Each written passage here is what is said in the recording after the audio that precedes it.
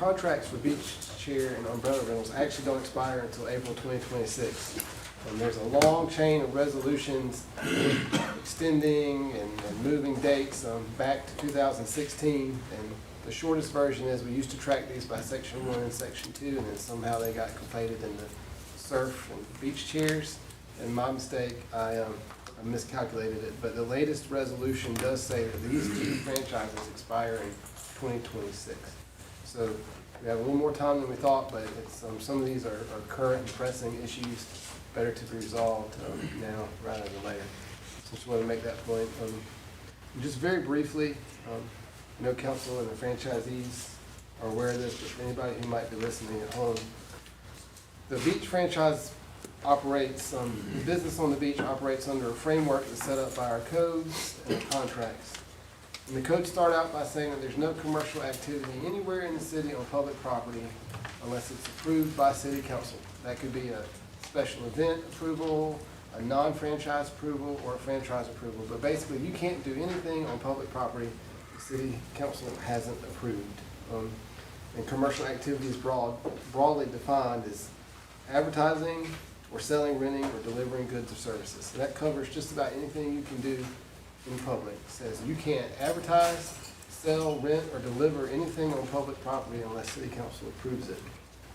And then in our franchise ordinance, we split the beach into two sections, and we lay out what is allowed in those sections.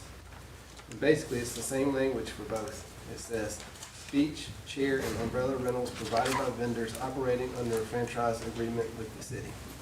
That is the extent of the guidance for the city council approved commercial activity on the beach. Beach chair and umbrella rentals provided by vendors operating under a franchise agreement with the city. So that sets up the franchise agreement, which states that all commercial activity not expressly provided for is prohibited, and the franchisees are authorized to operate a chair and umbrella delivery business. No other services may be provided or goods rented, but it's very basic. So not only does it limit what the franchisees can do, it provides no guidance on how that is done. You can operate a beach chair and umbrella rental service. It doesn't say whether you can or cannot carry those down the beach in an ATV. It doesn't say whether you can or cannot have a tent on the beach for your staff to stay in. It just leaves all that blank. And it's been that way since the beginning. And so over time, there's been kind of a vacuum created by that lack of language, and quite frankly, the city's policing of the franchises. Tents, rental tents came up. That was the issue. Coolers came up. That was the issue. Some of the operational things, they've all just kind of accumulated over time, and we dealt with them in an ad hoc manner by policy, which has changed from our end. We've had one policy and then another policy.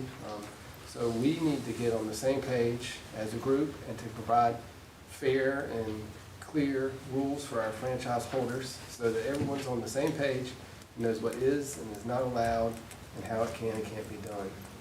It's just the issues have kind of all grown into a pile over time, and so we're just asking to come together again and just settle all the ones that we can settle, and get it firm and clear going forward, so that when the franchises are up for renewal, everyone knows exactly what can and can't be done, and the city knows exactly what they need to stop or allow. So that's where we're at. And I've got a list starting on page 3 of the work session agenda. These are some of the issues, and in red we've got our current policy. So I'm just going to propose that we kind of address these one by one, and as the other ones come up we can springboard around, but try to use this as a guide. I'll describe the issue, describe our current policy. If you guys have any questions for our current operators on how their operations interact with this policy, what they think of this policy, that sort of thing, they're certainly here to answer questions, and then we'd love to hear back from you guys on what you think the policy should be. The ultimate goal, if not tonight, then after a series of meetings, to have firm, kind of informal consensus from you guys so that we can put some of this into an ordinance and get it out for a vote and public input. So that's where we are in this process. So first we have the use of ATVs to deliver chairs and umbrellas. This happens in both, so section 1 is third to third, and section 2 is everything else. So right now, we do have chairs and umbrellas being delivered by ATV traveling up and down the beach. By our codes, there are no motorized vehicles allowed on the beach. So we have something that's operating in opposition to what the current rules are for the city of Folly Beach, but it's also something that's been happening kind of open and in public for the last few years on the beach, and it was known and kind of informally sanctioned. So, so our current policy is that we do allow the vendors to transport items allowed by ordinance, which is only beach chairs and umbrellas, and during turtle nesting season, that can't start until after all clear is going out for turtles. So, one question is, do we want to allow franchise holders, and this, tonight we're talking about beach chair and umbrellas, but we also have surf camps.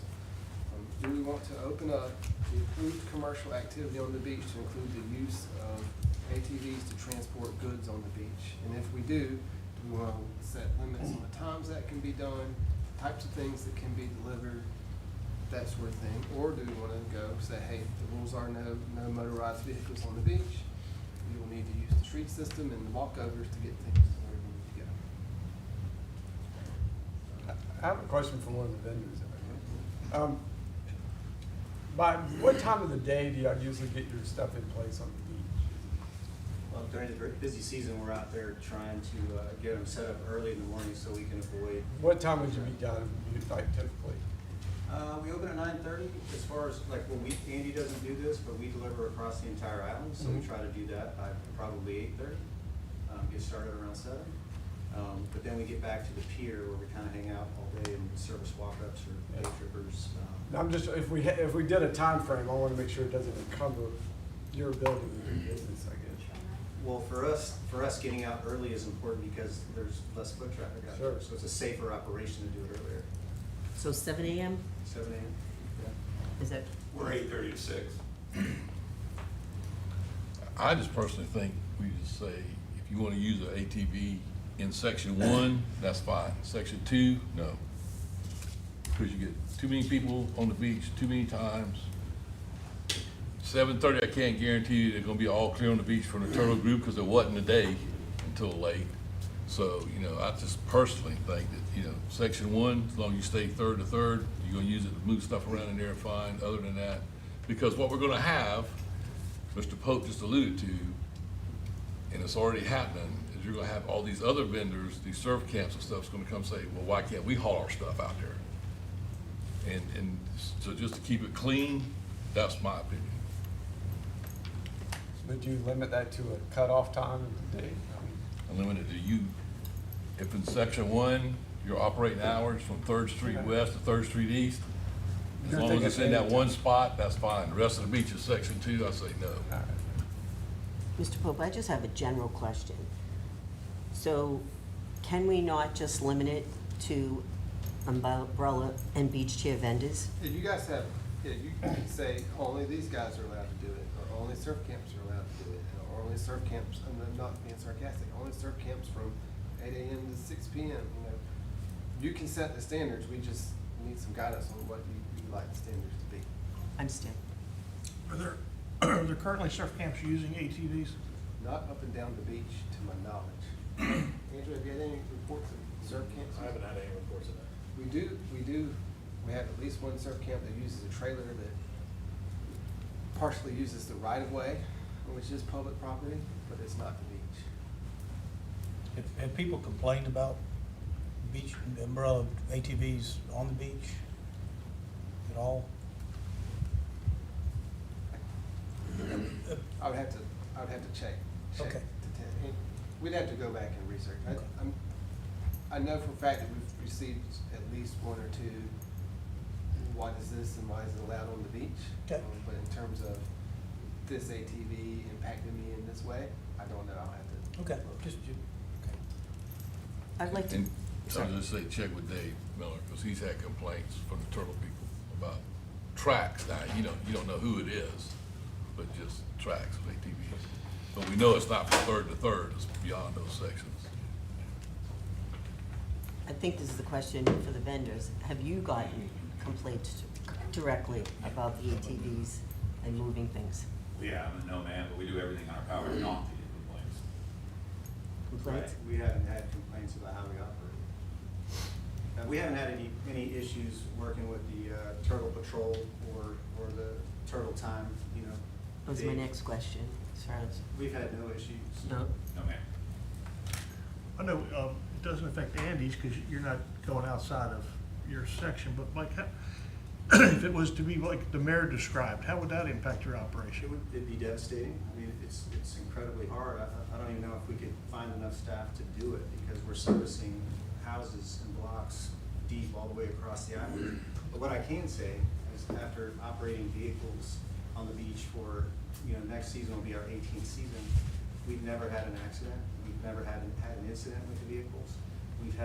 We've used these vehicles to help lifeguards, you know, to help public safety, beach patrol. We've moved people that were hurt off the beach, that have had strokes on the beach. Well, wait a minute, I got a question for you. Yeah.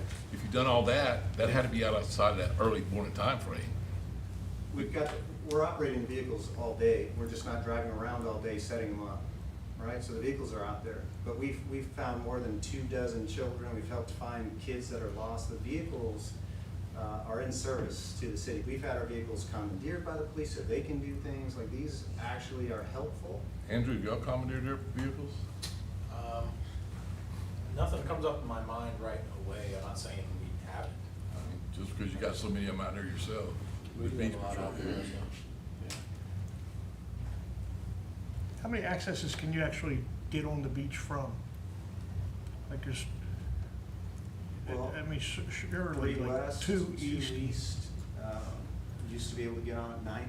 I'm not sure what the condition is over there Still for that, but Like you can 10 access o'clock at the end of the hour. Yeah, there's a handful on either side, but it changes from time to time depending on erosion and things like that. You've got a gator that's on the road, and that's who you use that to deliver outside section 1. Yeah, it's a Kawasaki mule side by side. I think the city uses the same ones now. Right, and so, I mean, do you use that more than the ATVs outside section We don't 1? use ATVs, we don't use quads, we only use the side by sides because they have a bed in And the you back. have 2 of those or 1? We've got 3 of those. 3 of them? Yeah. And they're all the same size or similar? No, one's bigger than the others. They're smaller. They're small. So you got 2 smaller ones and 1 Right. big one? Because I see the 1 big one on the east side a little Right. bit when they deliver. They're all 4-wheel drive.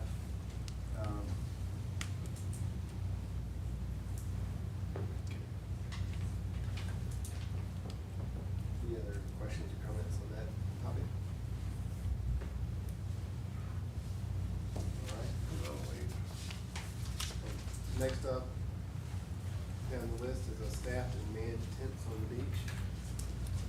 Generally speaking, we don't prohibit tents on the beach from the public, but we have previously denied commercial activity on tents, advertising on tents from non-franchise folks. A few years ago, I can't remember if it was a resolution or an ordinance, but we gave the surf camps and lessons 1 10-by-10 tent with their logo and contact information on it.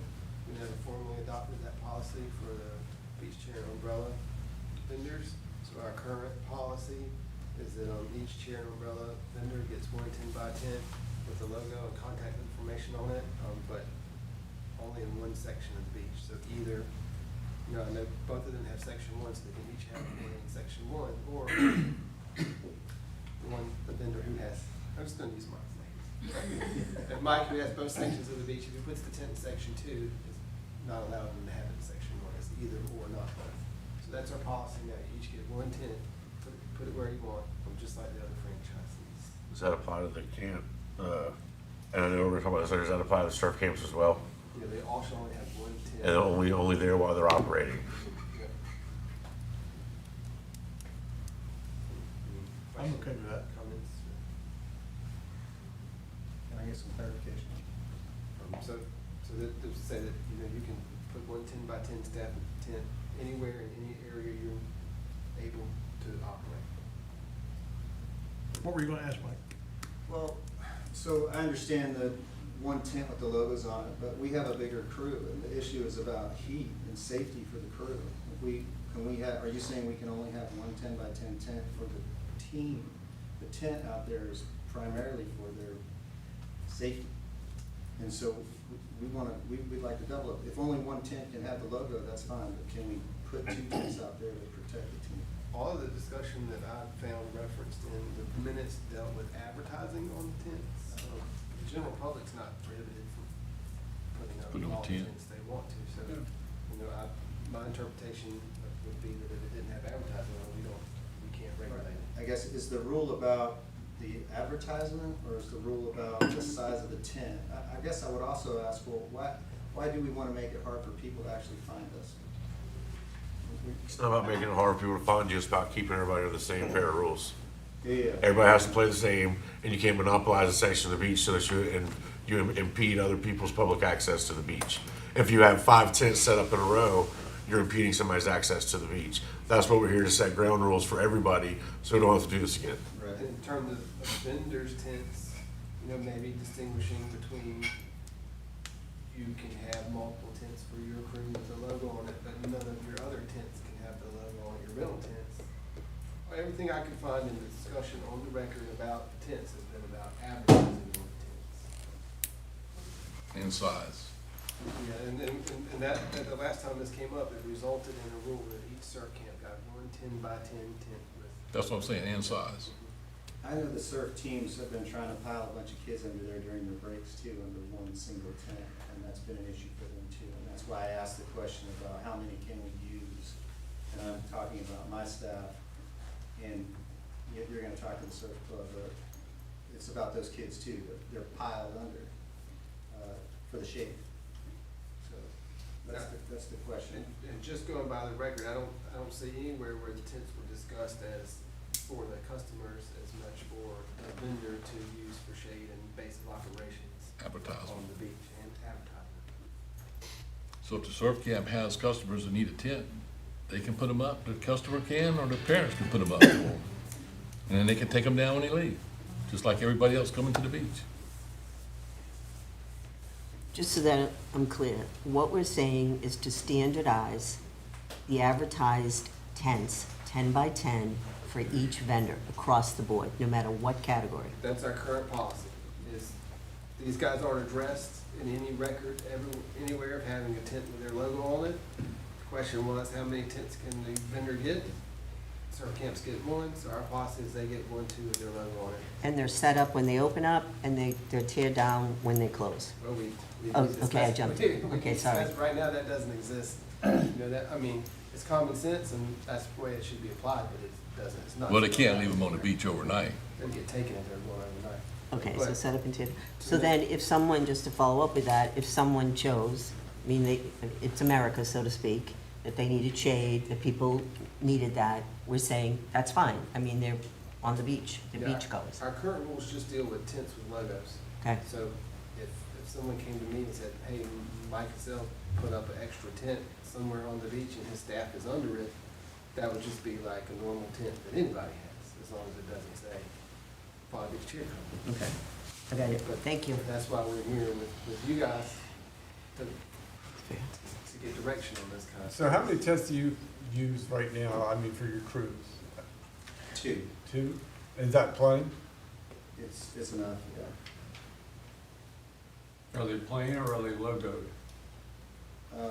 Well, one of them's logoed and one of them's plain. So by what he's saying is you're fine. So, yeah. It's one Yeah, I think logo I just tent wanted per person. clarification on what Because we're you don't using. want 50 tents down the beach, once again, advertising something, because that's just over commercialization. That's what we're trying to keep in check. Gotcha. So there's no problem there. It seems like we ought to address like the maximum number of Yes. tents, either with logos or without logos, because the direction we're kind of giving Mike is only one with logo, but if you want to put 15 up, you can put 15 up, and that's really not the intent of what we're trying to That's- do. We'll get into that later. That's 2 items down on the Oh, list. never mind. So the next one is the chair delivery time. We don't specify when chairs can be put out. It's a public beach. anyone can go to the beach when the sun comes up, put out their chair, walk away, and come back at 8 o'clock at night. When we don't have anything in our ordinance or the contract that specifies when commercially provided chairs can be put out, they can be put out on the beach first thing in the morning and stay there until the reservation comes. Or if they're larger loungers, they can be put out on the beach and basically left all the time. So, are you guys interested? There's an exception to that, wedding chairs. Yeah, wedding You don't put them out and leave them out all day, Yeah. so that's a different, Yeah, this is, yeah, beach chairs, reserved beach chairs. Well, the beach is first come, first serve for everybody, so, I mean, I think that policy's fine. But it also goes back to the ATV thing, because if we set a time, then we get you guys set up, the ATVs aren't running down the beach at 11 or whatever. I mean, you're not doing that anyway, but at least we codify it. the only thing is, when this first come out, you and Andy and anybody else that wanted to bid for a franchise to deliver chairs, you delivered them across the walkover. That was the original franchise agreement. You delivered them across the walkover. You didn't have a right to run up and down the beach with a four-wheeler and a trailer to haul stuff. Yeah. So it just morphed into that. So to say that you've been doing it the whole time, it wasn't intentionally the whole time, because the original one did not have four-wheelers and trailers in it. You had to deliver them, everything was delivered across the walkovers from the parking areas.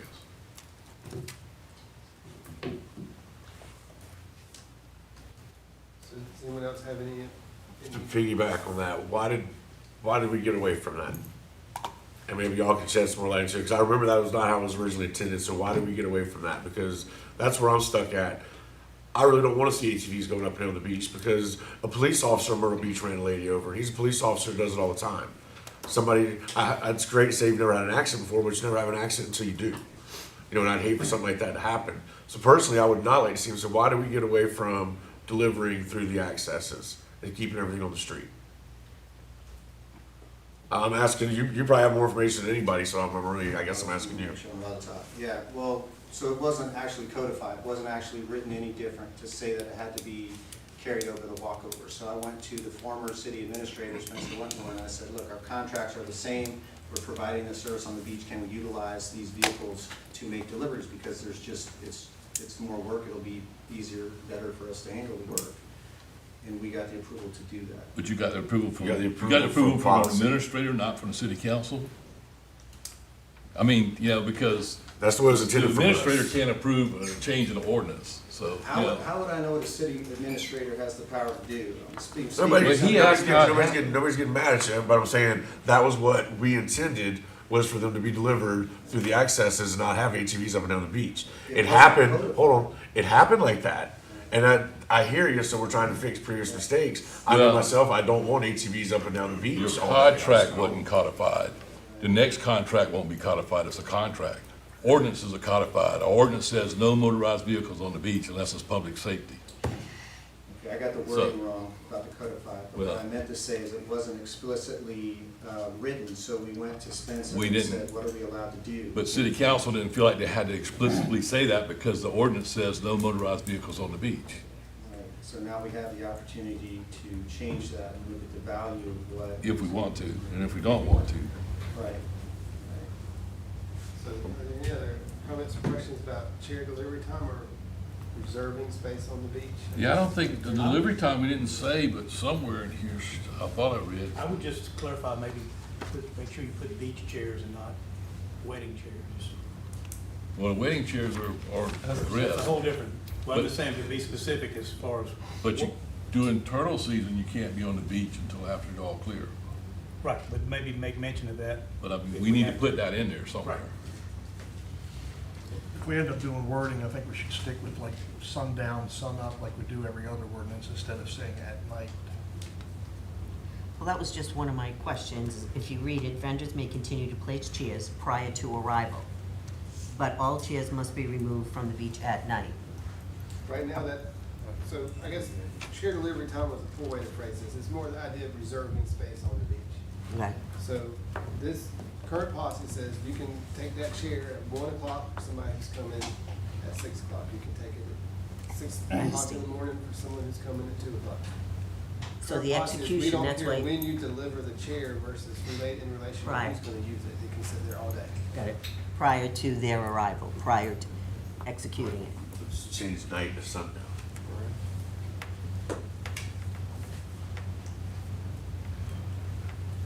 Next up is the number of chairs or tents in a group.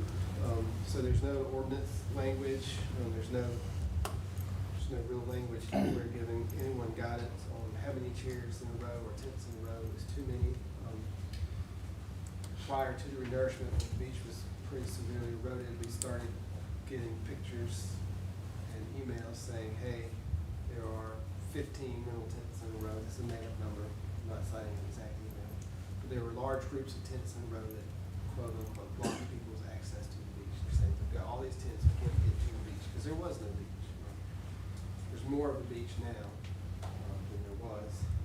But do we want to try to codify or regulate the amount of continuous beach that can be taken up by a group of limited chairs and little rows? And as we've talked about, it's unlimited at this point. Well, right now, we have a policy in place, it's fresh, you know, for no more than 25 feet, continuing the linear feet, you can't block more than 25 linear feet.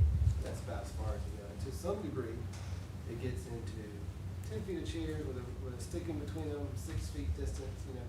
So I don't know how finely we can regulate it. The surf camps have language that they can't, they have no exclusive rights to any section of the beach. With surf camps, there's really not the same amount of physical impediment on the shore.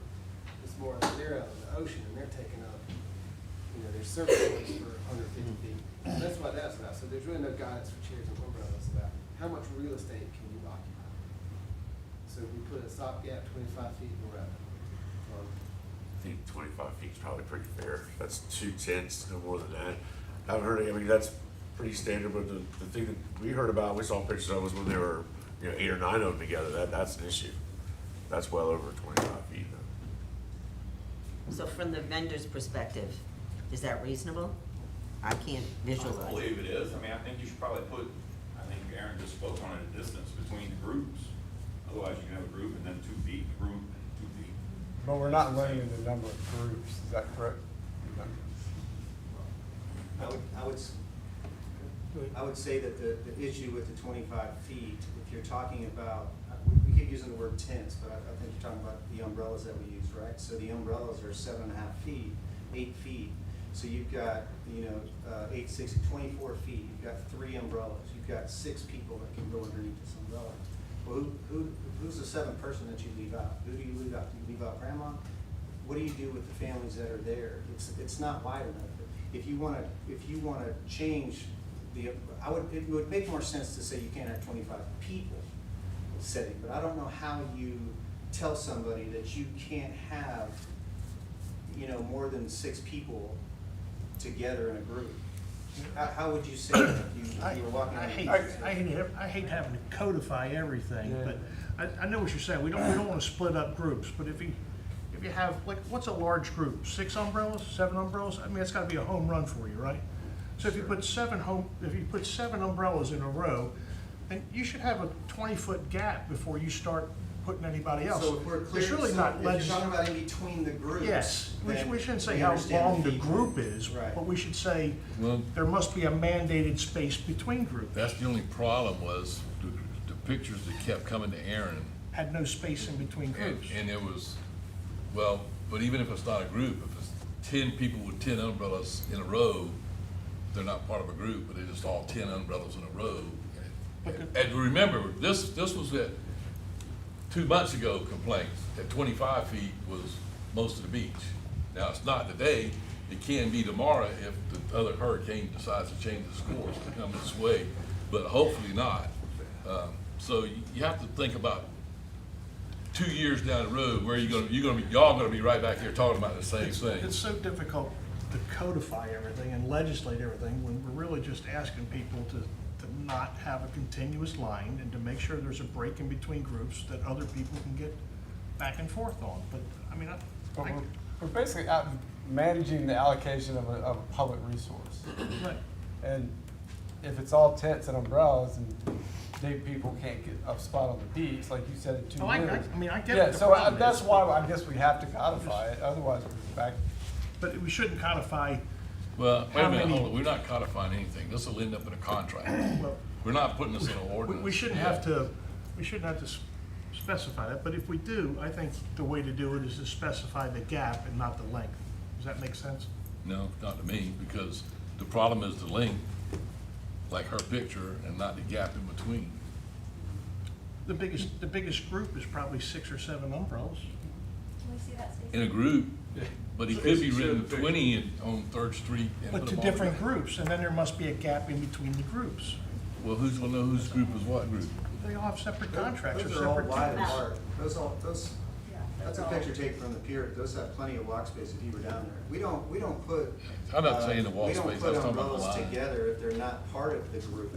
We just put a family or a group or whoever it is together, and then we have a walk space in between. If this is the picture that we're working off of, it's unfair. That just shows the line, that's all. Yeah. Yeah, there's just a few of them that we received that just shown out. But that was on Second Street when there wasn't any much sand other than that on Second Street too.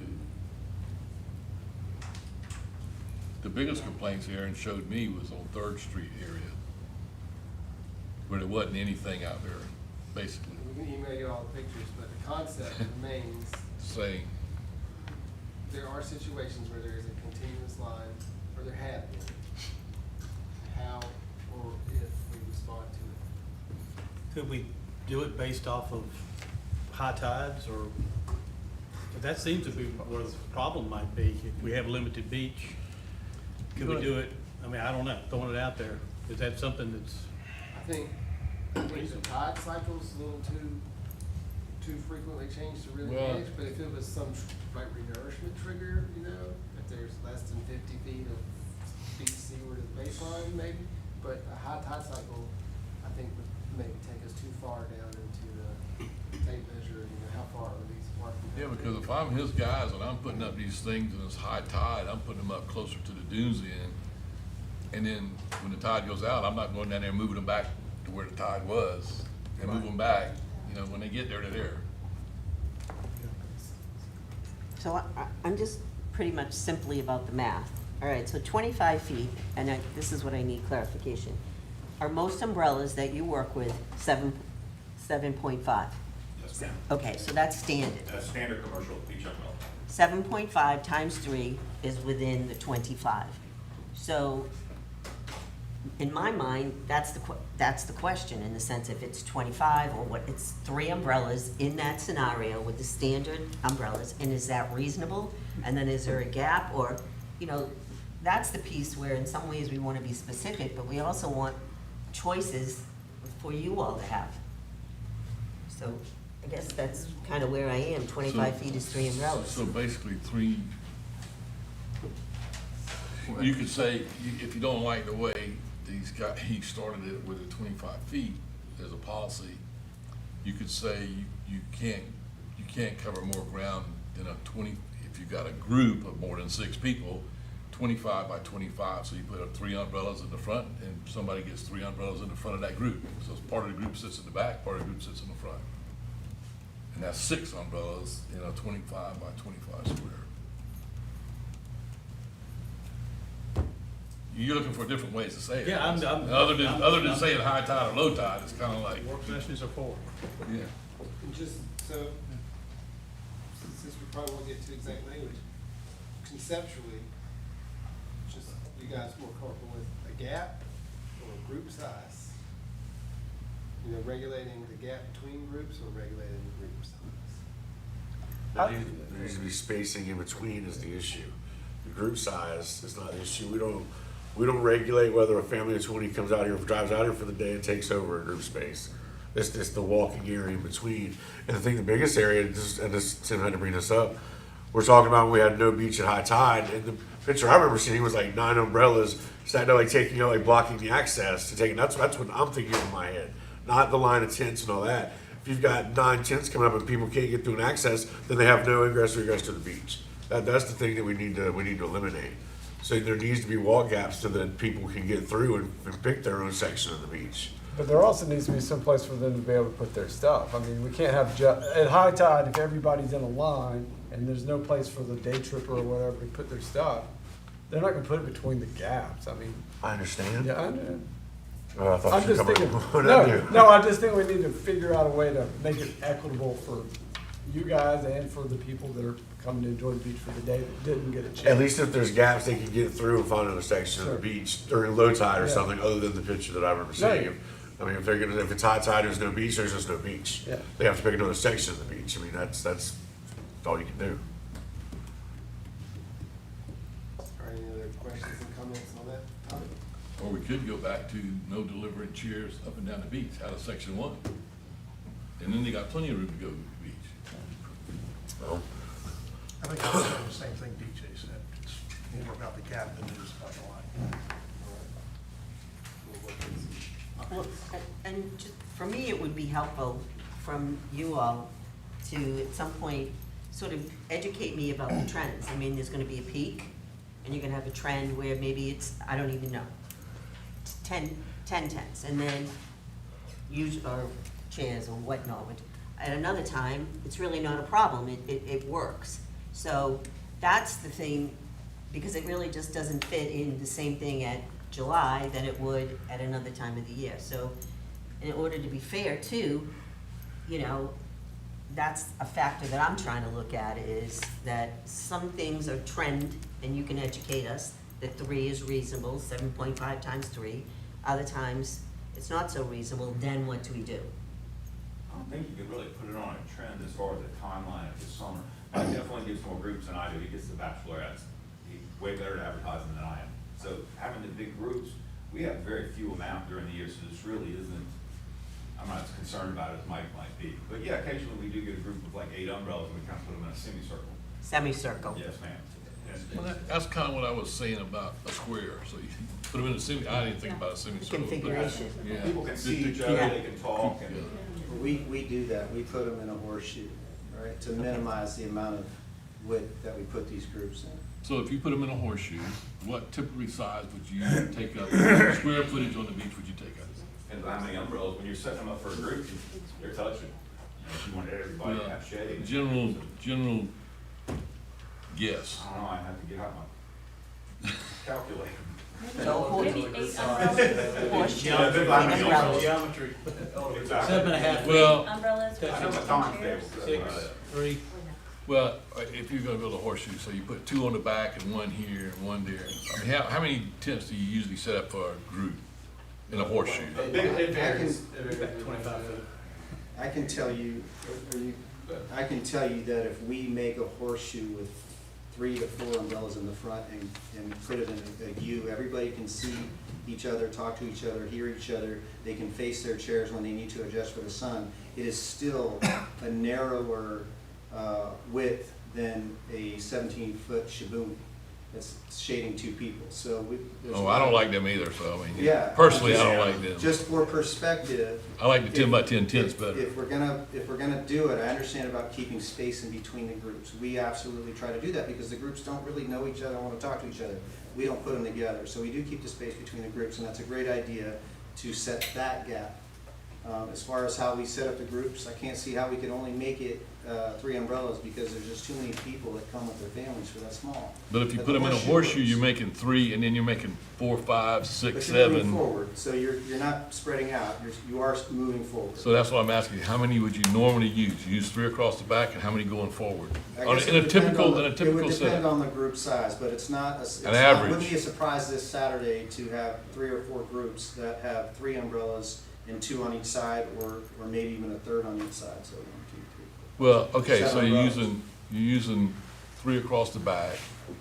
We would And use one, 4. and what I was trying to get to, 3 across the back, and 1 or 2 on each side going forward. Typically, not bigger than that. You wouldn't do 3 That could across the be back a and size 7 of down the side. That could be a size of the group. If there was more people, we would put 4 and then do the U. I don't think we stretch them out to 5 and try to do the U, but 4 is definitely a reasonable group, and then we splinter it off on the side. And we found it makes everybody else happy. It takes less space width-wise, sand-wise, in either direction, and it works. How much space in between the beach? So if four times 27 is 30, so if the 25 became 30, that would accommodate 99% of all the U's that you set up on the beach. If it was 30 across, that would allow us to have 4 umbrellas, and then we could move into the U. Which That would is accommodate reasonable. 99% of all your customers on the beach. Yeah. So why not make the 25 30? And then the biggest U you can have is with a base of 4 umbrellas. I'm fine with that. That's why I was doing the math and getting closer to 30. We just drew it out, I think you're good. Yeah, we, All right, we'll come back with something 30 feet, taking walkover access and gas packages. But at 30 feet, then we need to have some kind of gap space in between those groups. Yes, sir. Well, You're you back- say sure, but we're right back to where we were. Back We on my don't. gap now. No. That's what I said. Everybody's I mean- coming my way I mean, now. Well, hey, I was trying to figure it out with how many umbrellas it's gonna take you to get to a U. So So- you We'll use talk my, to these guys and bring back a gap. reasonable, whatever language, reasonable gap, I mean, that, is that fair? Absolutely. Everybody's got to be able to use the beach. All right. Next to a storage on the beach. These are the beach storage boxes. Yep. They were put in right after the franchise had started. They've been there, they popped up in city council meeting minutes before. The city actually worked to have one of Mike's beach boxes painted or beautified sometime around 2012. So they've been out there on the beach essentially the entire time. One of them did come loose.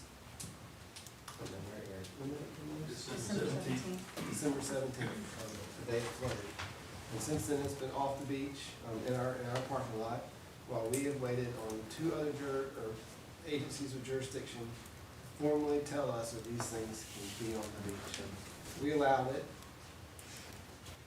They allowed it by default because they never corrected it.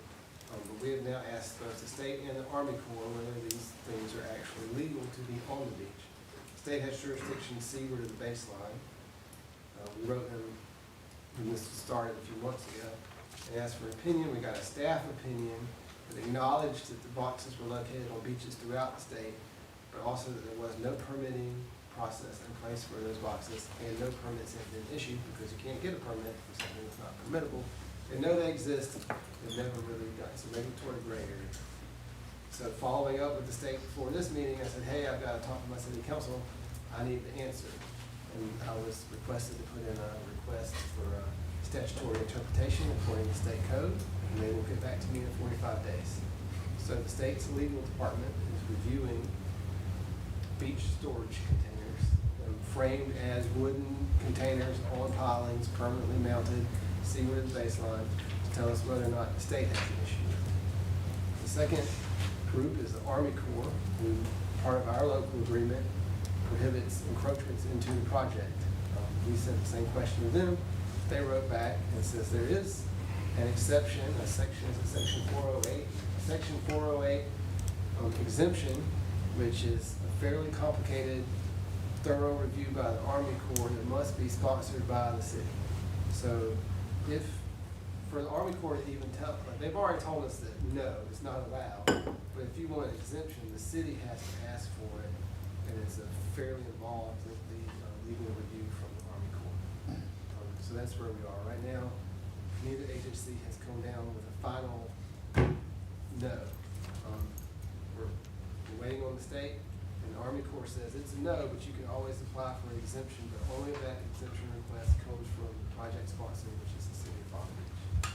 So I don't know if we can make a decision on this, other than maybe would we be interested in applying for an exemption from the Army Corps for the renourishment project. well, I would, We don't need to do that till we hear from the state. yeah, but I would say if I have to try to shake the Army Corps in our projects out here by trying to go for an exemption as a city, I would say no, because we don't want as a city to create any more problems than we have getting permits and getting everything done right now the way we can. We already having to backfill blue blobs with the Army Corps that we didn't have to do before. We're already having to hire people with a Bobcat skidder to fill in back holes. So I don't wanna create I personally don't wanna create any more problems with the area around the Army Corps and our maintenance agreement. I think the less you do with that in federal government especially, the better off you are, personally. Haven't had to deal with them personally. Just a question to the franchise. Boxes, I'm assuming, are pretty important to the business. Yes. I mean, you use them every day, and Yes. so it's, I'd say, pretty vital. Yes. Okay. How big are the boxes? 4x8, mine are, I have 2 of them. Mike, is that what yours are? 8 feet, 8 to 12. I think the easiest way to put this is gonna be, storage boxes will be allowed up to state and federal regulations. That way, if they say yes, then no problem. If they say no, then no. And that way, it's just coming out of our hands. It's under state and federal. That's not our beach at that point. And that way, if they change their mind, it was closed, but it's whatever their regulations say. Because we don't, like Aaron said, we really don't have a choice in this. If they tell us no, the answer is no. If they say yes until we say no, then yes until they say no. I mean, it's kind of out of our hands. Are there any other franchises that have storage on the beach other than these two? Not legally. Okay. We had a surf lesson provider who altered one of our walkovers and made some storage, and we ripped that out. But no one else has any city-sanctioned storage on the beach. How about other beach towns, or Myrtle, or Hilton Head, or? I'm personally not familiar, I don't know. I do Okay. know that the state responded to me and said, we are aware of these on any beaches in. Yeah, I would But think. that's the state. Now, you talk about Hilton Head or Myrtle Beach. Well, I don't know about Myrtle Beach. I don't know if they have any. I know they had some on Hilton Head, but Hilton Head is not a federally renourished beach project. So every renourishment they have to do there, they have to pay out of their pocket, so Well, I'm thinking Edisto, or, I mean, any of the beach towns. I mean, just to get a survey of do you have boxes on the beach?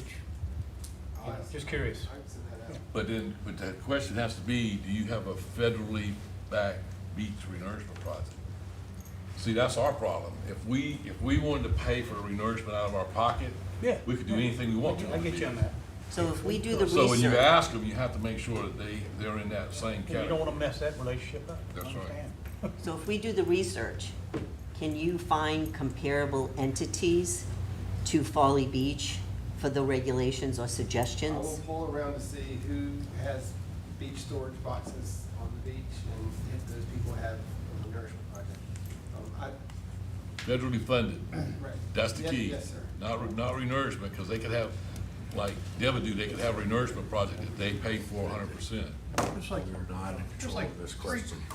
there's, we're saying we either allow it or we don't allow it, but our third option is to, what my mother would say is let sleeping dogs lie. That's how we got here tonight. And Yeah. let it still lie. But we got poked. Why? We got poked because one come loose. We're poking ourselves. One come loose, they asked permission to put it back, they said no. Then the Corps comes and said, your maintenance project says no structures on the beach in the federal Corps project. That's how we got here. The timing was pretty rough to let it lie because it was gone and the time for it to come back was immediately while people were out there pumping sand on the beach. And because of the nourishment project, it generated some other operational changes, kind of got us all here. So we're trying to make everything level and above board. But we've had renourishments with the boxes before. have. We just had a renourishment with boxes on the beach this time, and nobody said anything. I mean, This there's time- one, I mean, I get one's not on the beach, but two are on the beach.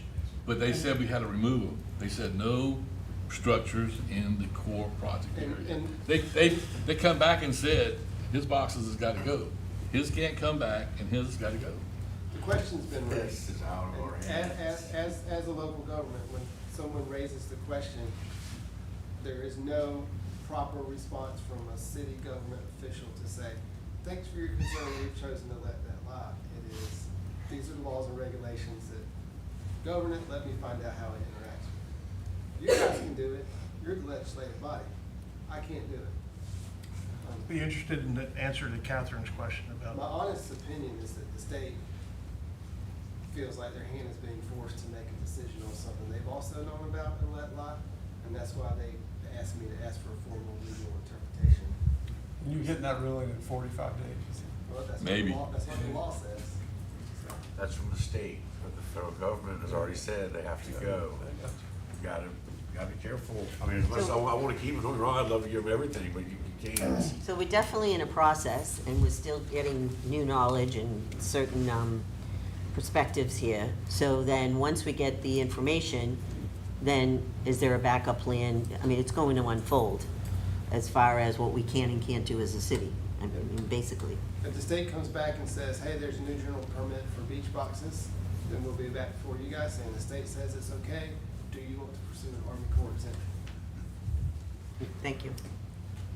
So that's the storage boxes on the beach. Flip over to page 4, we have storage on public property in general. And so one of our vendors now has a storage shed built at his expense on public property, and that grew from a city enforcement action that through a compromise agreement for transporting items back and forth to the beach, to be delivered to the beach, from another area of the island. And this was the city was involved in this. We said, hey, here's a solution that will help eliminate that problem. Why don't we come to agreement? We'll let you put a shed on public property to store these goods to deliver them on the beach. You did pay for the shed, correct? Yeah. So out of that agreement came the current situation where we have a storage shed on public property. We don't have a lease. We don't have any sort of legal agreement for it to be there. It exists in a strange gray area. You know, if a hurricane comes and washes the shed away, whose fault is it? If the surf camps down the beach, which we have now received official emails, which one was it? The surf camp that asked for storage space? Yeah, we've now got a surf camp who wants to know what the city is going to give them. So we opened the box and we need to decide how we're gonna prop it open or how we're gonna close it. There are a wide variety of options. I don't think we'll be able to decide tonight. We could purchase the shed and lease it back.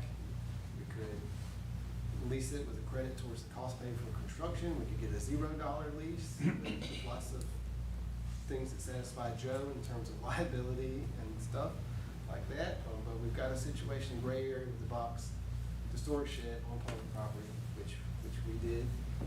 We came to that agreement. So I know that's kind of a rushed introduction, but is there any feeling from you guys in general on whether or not we should work towards some sort of lease back, like we take ownership and we lease it back, or we should just say, you know, this was a mistake, we're gonna compensate you and be gone with the shed, or should we rent the shed for the cost of the parking spaces? These are just ideas that have come up. But we've got a situation, there's a shed at Second Street East that we don't own, that's being used for business services. We didn't pay to build it, but we let somebody put it there without an agreement. None of those options you listed preclude anyone else from coming and saying, hey, I want a shed, right? Right, correct, because we also have to come up with a policy for the next person. So whatever we decide in this case would probably kind of be the model, you know? Just using the rental model, yes, we'll give you a shed and then walk over next to your franchise, but you're gonna rent it for us at market rate. Or no one gets a shed, we're gonna settle it out with Mike, and that shed's gonna go away, no one has a shed. It's a wide variety of choices, but we have to make some, and at a minimum, we need some sort of legal agreement acknowledging the shed is there and coming to agreement between the two parties whose responsibility is what. I don't think that any of the surf camps or yoga camps in those zones, they're pack it in, pack it out. I mean, they have not had a problem with that over the years. They're just trying to make things, a little easier, but they've not had a problem. All their stuff, they're coming from out of town anyway. Pack it in, pack it out, it's not a big deal. As far as our two guys in the local section with the chairs, we're gonna have to take those boxes off the beach. I mean, we can argue that until the cows come home, but if the federal government, they're responsible for our reimbursement, says they gotta go, they gotta go. So I do think we could do something along the lines of storage sheds in our parking spaces, but we definitely have to make the money. We have to figure that out in the contract, whether we buy the shed and charge them rent or something. But offering that storage and replacing the boxes on the beach is a good alternative for those guys. The rest of them, I'm sorry, pack it in, pack it out. It's been standard for years. You haven't had a problem. Why are you making one now? Just because somebody else has one, I want to do that too to make my life easier. no, it's not worth the, it's not worth giving up the, it's not worth giving up the land and having another unsightly storage shed for those guys, I'm sorry. I got a problem with your thought though, not a problem with your thought, but a problem in that making a storage shed available at Second Street's easy, but where do we make a storage shed available for his franchise? Well, so, I mean, that's what we have to look at. Those guys, 'cause especially because they're, when I think of boxes on the beach, I think of these guys, they do have these chairs, they're moving in the same spot No, every I'm day. not- Surfboards are light, surfers carry them there, surfers don't leave them on the beach. I mean, we get chairs left on the beach all the time. But we should offer these guys something, because we're gonna have to get rid of those boxes on the beach. Y'all understand, we're gonna have to. So this is the next best thing that we can do is something in this realm. I don't know where it works best. That's, come on, that's, if everybody agrees with the concept, then we look into it a little more to see Well, I'm what we just can saying, offer. when you think about your Zone 1 in concept- this area, zone 2 in this one, or. When you think about your concept, just think, you gotta think both sides of that Yeah. equation, that's the only question. No, I was thinking, that would take some, okay, we're all agreeing to this concept, now let's go look at the landscape and kind of see what we can do down here, where we have some wiggle room, where we don't. I mean, Well, in front of the Tides Hotel, we ain't got no. I know, I From the can't pier do to those Third parts, Street, there ain't no But wiggle room. but Third West we could, but that's probably too far. We were there, but that's where you have to go down and look like that. I don't think whoever's in that vendor spot would want us to shed that far away. Maybe it works, maybe it doesn't. Maybe they're both in the same spot. I don't know. Would Third West work? Not without a four-wheeler, right? Not without an ATV. Yeah, but, I mean, once we get some erosion, once that erosion comes back and that wall showing, you can't get around it on the beach. That's the first one. You've got a shed, is that on the Tides property? I've got a shed and a small shop on the Todd's property. On Todd's property, And they're full, we got rain today, everything's soaking wet, so that shit's full, it's really wet. I mean, is it possible to lease more space from the Tides in their parking lot, or? I've tried to hint around that, and I get a where? There's nothing left, Andy, I get that. But, Yeah. I mean, Yeah, they really don't, Yeah, they don't want anybody using any more of their parking spaces already. yeah, and that real estate's extremely valuable. We did submit a proposal to build something similar at 2E over to 3 West, and that actually could be a working solution for us, and we offer different types of lease payments or whatever. That is a solution that we think we could find would work for us at 3 West.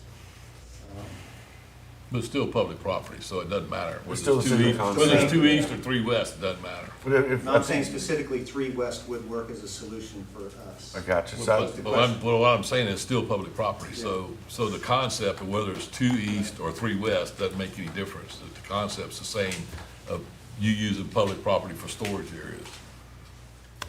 If we just fast forward a little bit, we wouldn't want to put you down at 3 West, because if we had to make the same offer to our other franchise, he's gonna go to 3 West, and then we got every beach chair franchise working out of one parking lot. Or we have one big storage for both of them. space on 3 West. They both have one big storage option in the same spot. Isn't a bad idea either. I mean, it's, if that's what we have to do, that's what we have to do. I mean, just thinking outside the box. I think this concept will work better, because those boxes aren't gonna last on the beach. And then lease it back. I like the idea of just the paid parking. I mean, an agreed upon, just to cover some of that, because if you We do definitely have to recoup that revenue. multi-units, you would take up several, and that's a popular parking spot, it is. Our proposal covered the cost of the parking spots it would take up. Right. And then on top of that, Right. more revenue. So it was a revenue stream for the city, and we did consider, the solution for our storage. The base charge would have to be the lost revenue for the spots. I just have a general question outside of the specifics. Do we have any other public property that we lease for any other reason? Storage, anything, any other model that the city has? Not, other than the cell phone tower, That's the same. we collect rent on, that's it. I mean, a long time ago, we allowed a vendor to operate out of Third Street West in return for cleaning the bathrooms, public restrooms. Those are the only 2 instances that I can think of. So there's no other model, no other precedent, okay, thank you.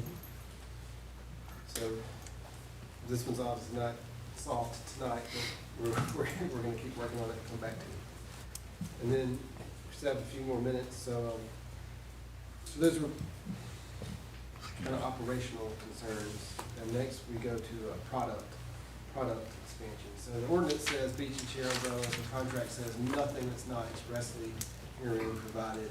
So anything that's not a beach chair or umbrella is technically not allowed by the ordinance and contract. So first up is wedding chairs. We talked about this in 2022 and 2023. The end result was that we ended up, I think, saying that any wedding that was going to have chairs and more than 25 people went to the special events committee for approval, which could be approved, and then if it's 25 people or less, we don't really get involved in the chairs.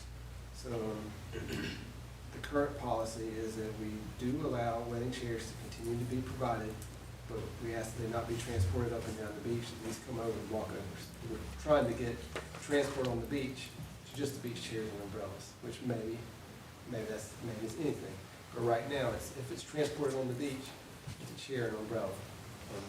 So right now, wedding vendors are still allowed to rent wedding chairs, deliver wedding chairs, but we ask that they not be delivered up and down the beach. That's how we're operating now. You guys have any feelings on wedding chairs? I think you have to look at the time that they're out there and the number of chairs.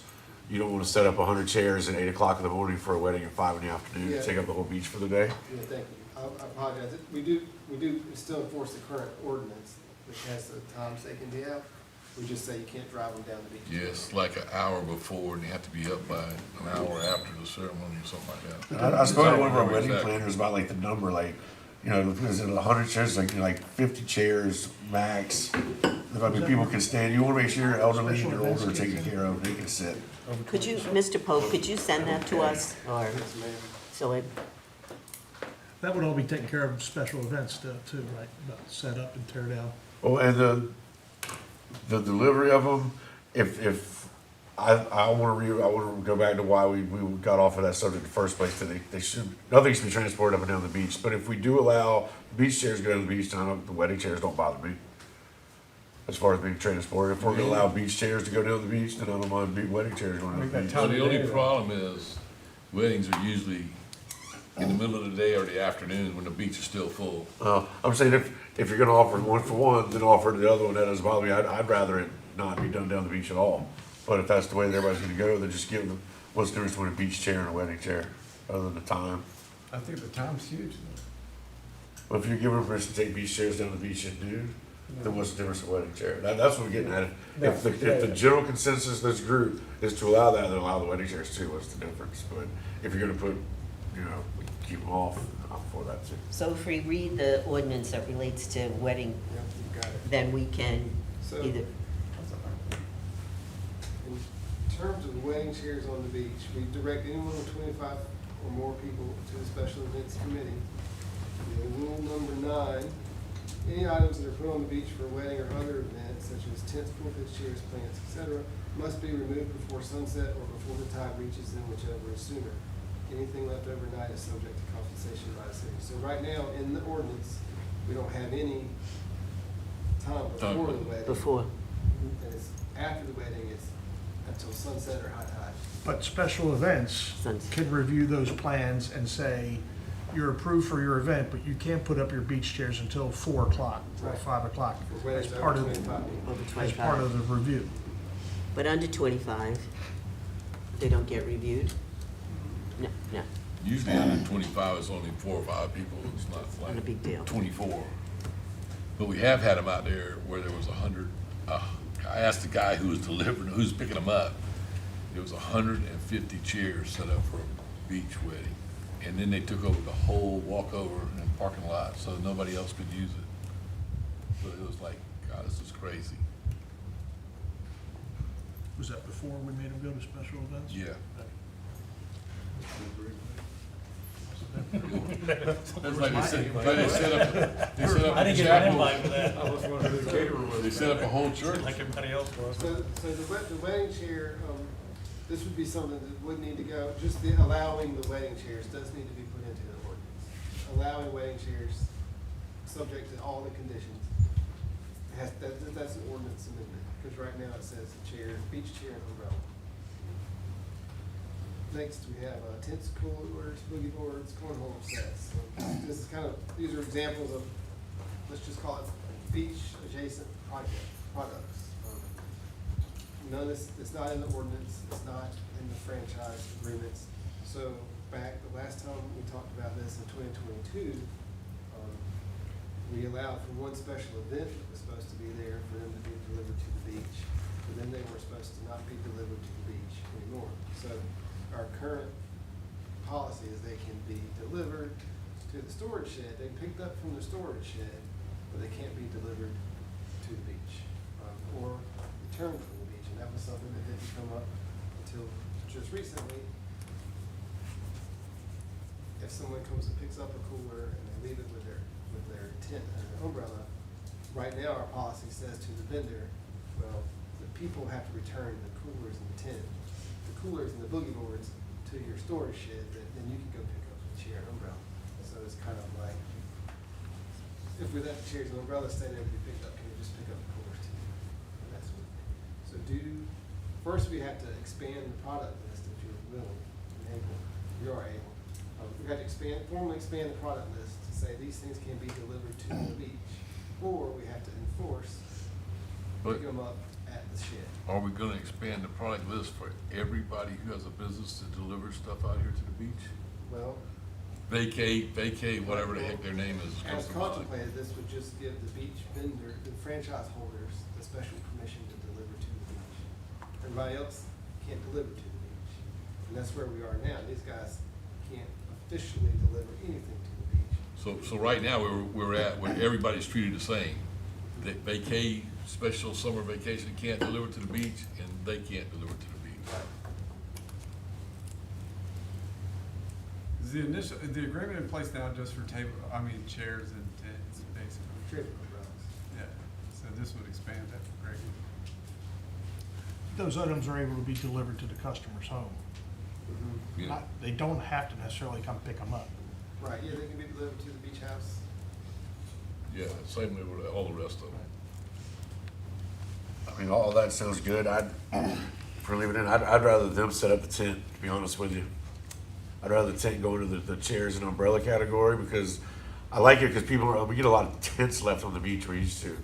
If they're setting them up and taking them down, the people aren't gonna break them, leave them, abandon them, throw them in the dunes, all the other stuff that we see done with tents. So that is one thing I would throw in there. I'm fine with the rest of them being delivered to the house, but the tents, I think they should handle that. I don't know, a lot of the tents that's left wouldn't be the same people be renting from these guys.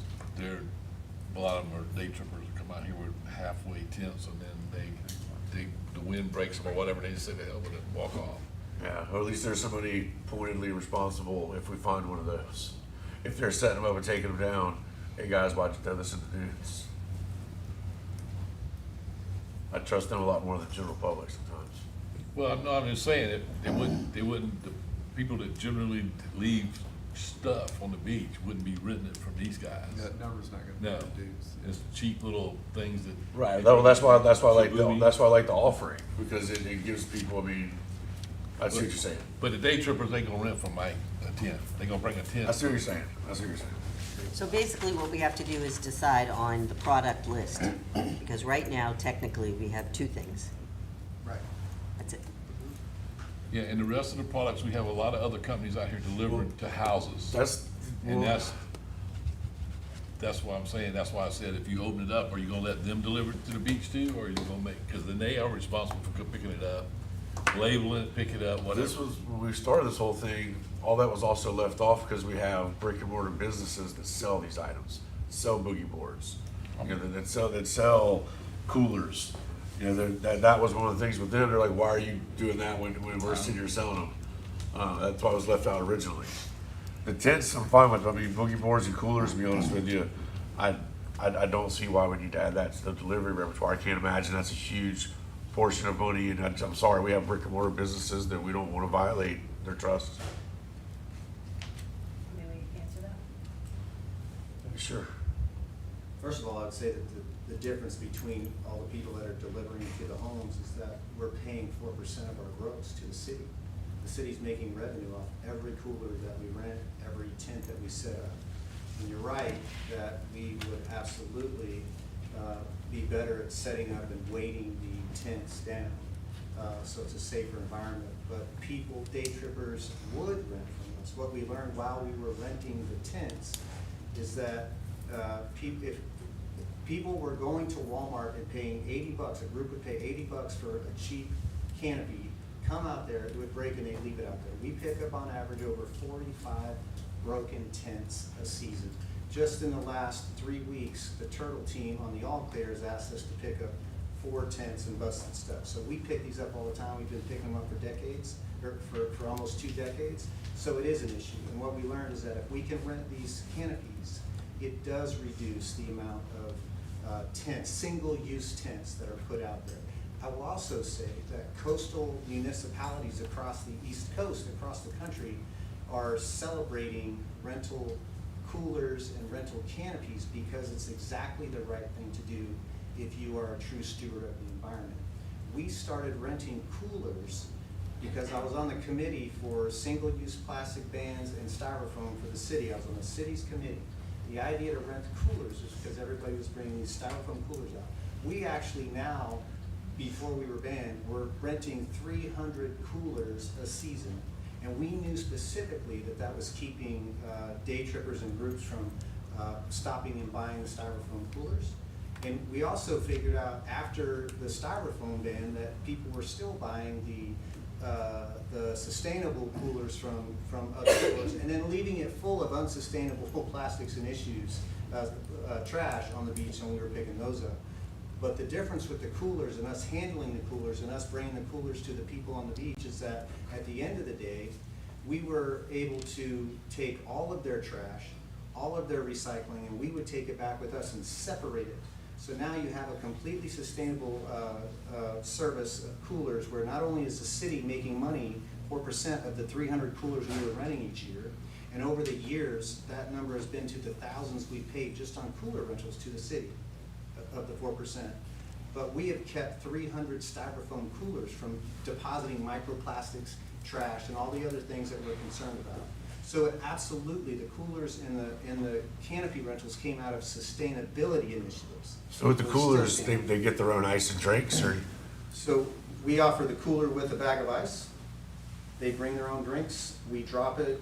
Ideally, because we're a service business, we are gonna put this cooler with their set of chairs. They come, they put their lunch in it, they put their drinks in it, whatever they're doing. At the end of the day, they're leaving all the trash for us. We would take that trash, separate it, put the recycling in the recycling, put the trash in the trash, take the cooler home and clean it. And we have coolers we've been using for 10 years. So we absolutely know that it was stewardship of the ecology. We absolutely know it was initiative, right? That was working in that regard. And that's how it came to be. So we are asking you to let us do it. The difference between us and Vacate Gear is that we are paying the city money to do it. Every time somebody rented it, the city would take money. But we were working towards saving the environment and making money. But I guarantee you, if we open it up for them to deliver on the beach, they'd be glad to pay us part of their franchise. And why would you do that? Because we already have a franchise to deliver items. We're only asking. Why? You have a franchise to deliver chairs and umbrellas. Yes. If we're gonna expand it, why would we expand the opportunity for other people to Because have a we're business? forward-thinking, progressive people. We were one of the first Well, they are beaches to too. initiate the single-use plastic bans, and we gave ourselves a pat on the back for that. So, Right? but So we're gonna show still, people that we have initiatives that really show that we are concerned for the ecology, and we have a plan. It's one thing to say it's against the law to have a styrofoam cooler. It's another thing to offer people a and if solution. I offer that opportunity for other people to get into business to deliver non-styrofoam coolers and pick them up at the And end of they the day. can put in a bid for the contract, right? And if we open it up, you can put in a bid for the same contract. We came up with an answer, a solution that won across the board. And there is no debate. Well, I would say this, you came up with an answer and a solution without getting permission. So It's it's like, true. oh, well, let me get forgiveness instead of permission. Thank you for bringing that up. But what actually happened is I was in a meeting with the same city administrator. You asked who- Spencer again, but, Who oh, yeah. did give us Well, permission. she can't give you Okay, Matt? permission. Okay, you Okay, can we- say that. we settled that. But you know, 12 years He ago. can't give you permission, she can't give you permission. 12 years ago, she gave us permission. and they stopped, and She we said it was a stopped you. good idea. And I we, worked with her on that single. she might have said it was a good idea, but we stopped you from doing it Because too. she understood the value in it, is exactly the word she said. And I understand the value too, because I wanna open up a contract to let other people bid, and they get more money because they're gonna bid on another franchise to deliver coolers and tents and cornhole sets to the beach. So you're for And then it. they have to So deliver. you're for it? I said, if I did that, I would have to open it up to everybody, not just say, we're gonna give it to you. You have to be fair to everybody that does business out here. You have to be fair to brick and mortar businesses might wanna come and jump in and jump on it. Brick and mortar is. I would the- not doubt Yeah. Ellie from doing anything like that, especially Ellie- since he's already got them. Ellie and no other business, except for the franchises, pays every single permit fee, city fee, tax, and an additional franchise fee. There's no other business. No, on because the they're island. paying for the building they're sitting in. Thank you Right, very much. Right, so. All right, we need to move on. So, Just just a a vote. couple more for today. The next one, bachelorette parties. This is purely based on advertising. If you look at the advertisement, it's advertising for different sizes of groups, chairs and umbrellas. So, policy is, you can call it anything you want, but it can only include chairs and umbrellas for bachelor and bachelorette parties. Beachside picnics is a little different. That was advertising as a table with cutlery, and other items that is not allowed by the franchise agreement or the ordinance. So the current policy is that groups, chairs, and umbrellas are okay. Dining tables, cutlery, etc. is not okay. Any comments or thoughts on the picnic aspect?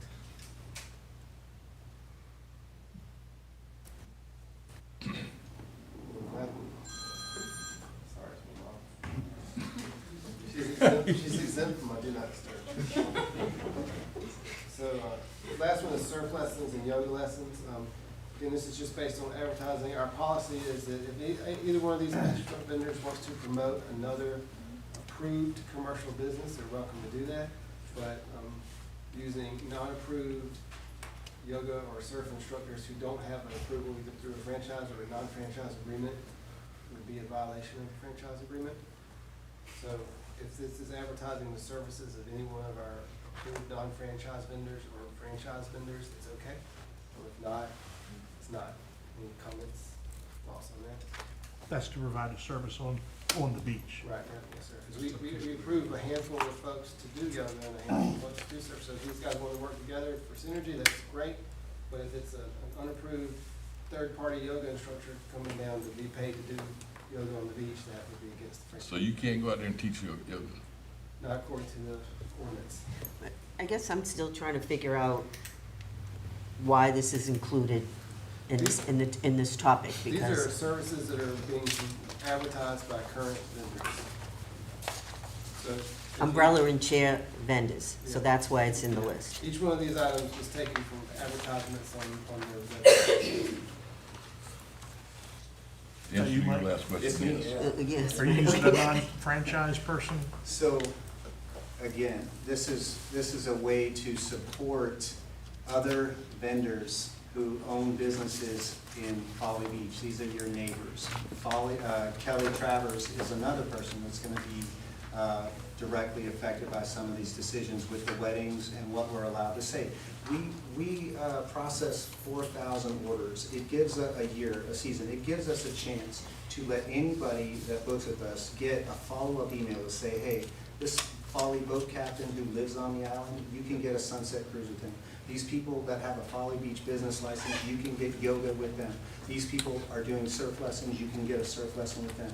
These people, and the city may not know this, but you have more than 12 vendors that have been issued business licenses that are operating picnics on the beach, right? They're doing it. So we were saying, hey, contact these people that have a license to do this and have a picnic next to the chairs and umbrellas, right? So we're supporting Folly artists, Folly caterers, Folly accountants, we're promoting these Folly businesses. But is the rub not, the rub isn't you referring to other business licensed people here in Folly. The rub is providing that service on the beach. So am I wrong, Aaron? That's right. And If he you- makes a if you referral, sorry, Mr. if he makes a referral to a yoga instructor who provides a free service because they rented from you, they gave yoga at their studio, that's no problem. Right.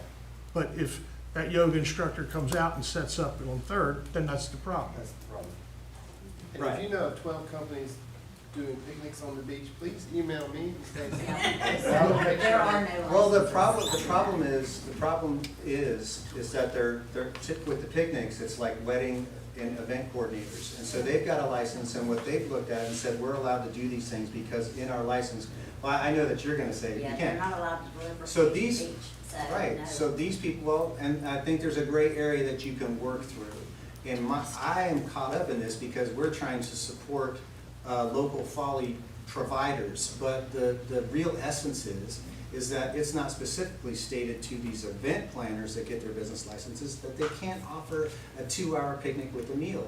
Even the Visit Folly Beach website put out an ad that said you can schedule, you can book a surf lesson, a yoga session, or book a picnic on the beach. It was in an advertisement, so it's a lot of confusing words, but you have people that are putting out these picnics. It was on your website. I saw it on your I am website. telling you that- And I right, think that's that's how where I they got got it. it from, was off Right. your website. It was a picnic table with a group 100%. of women sitting around it. If you can't, like, I love you to death, but if you can't see why that's wrong, we need to get away from it, I don't know what to tell you. That's too much. That's I we just gave said an that's how I- inch, you that's took what it a I'm saying, that's how I mile. got caught up. We were coordinating with other providers that have a business license. It wasn't an unlicensed. That's a perfect example of y'all taking it way too far.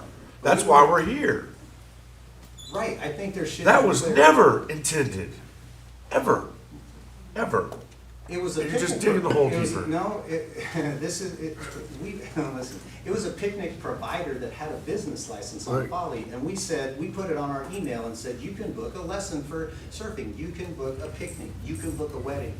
That's what we're doing. Nobody's allowed to take a picnic table down to the beach and rent a picnic And I lunch. think that's an issue that needs to be picked up with the city, was my point. Then Is they that- just said, if you have any complaints about it, please let them know, because nobody is allowed to do that. And On we, the beach.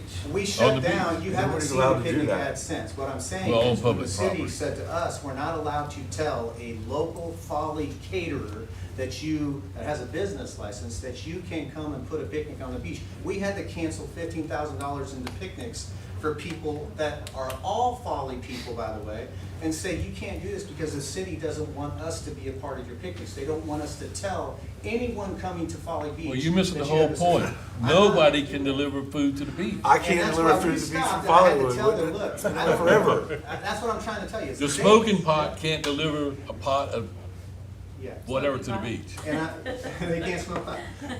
Well, the smoking pot can't deliver a Yeah. Buford Yeah. stew to the beach. The picnic thing is a phenomenon. It just blew up, but you have people that think they have business licenses to do it. And we said, okay, we'll put that on our website as an option because you're a Folly person. So we're sorry.